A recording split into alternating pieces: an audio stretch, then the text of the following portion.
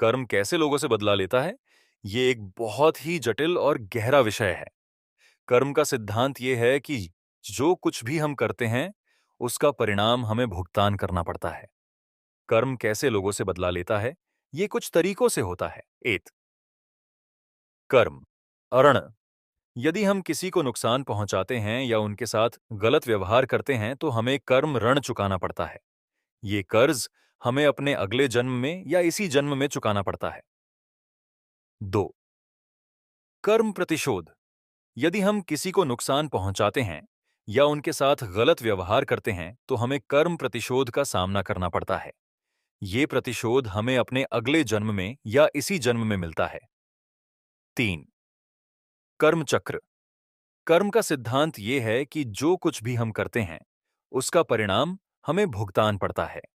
ये साइकिल हमें अपने अगले जन्म में या इसी जन्म में मिलती है। 4. कर्म संतुलन।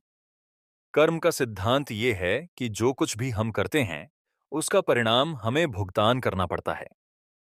ये बैलेंस हमें अपने अगले जन्म में या इसी जन्म में मिलता है। कर्म कैसे लोगों से बदला लेता है, ये कुछ उदाहरणों से समझा जा सकता है। अगर हम किसी को नुकसान कर देते हैं, तो हमारा भी नुकसान होगा। यदि हम किसी को सहायता करते हैं, तो हमें भी सहायता मिल सकती है।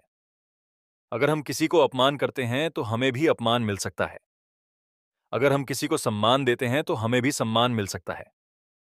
ये उदाहरण हमें ये समझने में मदद करते हैं कि कर्म कैसे लोगों से बदला लेता है। ऐसे ही कर्म भक्ति ज्ञान के लिए चैनल को लाइक सब्सक्राइब करना ना भूलें। और आपको क्या जानकारी चाहिए, कमेंट करके बताएं। जय श्री कृष्णा।